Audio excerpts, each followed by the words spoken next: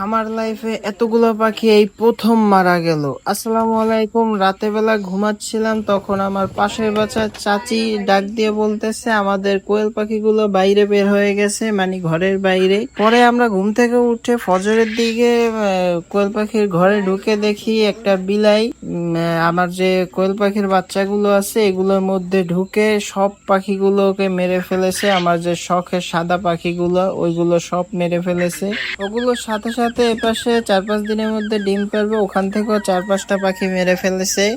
হয়তোবা আরো সব পাখিগুলো মেরে ফেলতো যদি সবাই জেগে না উঠতাম। এত বড় পরীক্ষা আল্লাহ আমার সাথে না নিলেও পারতো, কারণ পরীক্ষা নিত আমার উপর থেকে নিত। এই পাখির বাচ্চাগুলো মারার কোনো প্রশ্নই আসে না। তো মৃত্যুর পরে আল্লাহর কাছে কি জবাব দিব, কারণ পাখিগুলো যদি ছাড়া থাকতো তাহলে এই পাখিগুলো মারা যেত না।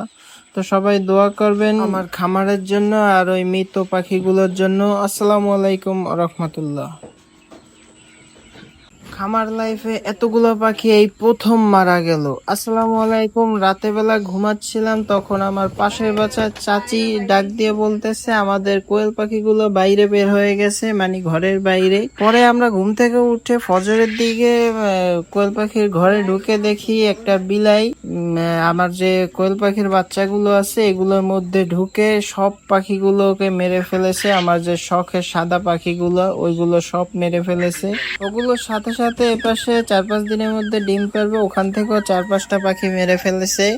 হয়তোবা আরো সব পাখিগুলো মেরে ফেলতো যদি সবাই জেগে না উঠতাম। এত বড় পরীক্ষা আল্লাহ আমার সাথে না নিলেও পারতো, কারণ পরীক্ষা নিত আমার উপর থেকে নিত। এই পাখির বাচ্চাগুলো মারার কোনো প্রশ্নই আসে না। তো মৃত্যুর পরে আল্লাহর কাছে কি জবাব দিব, কারণ পাখিগুলো যদি ছাড়া থাকতো তাহলে এই পাখিগুলো মারা যেত না।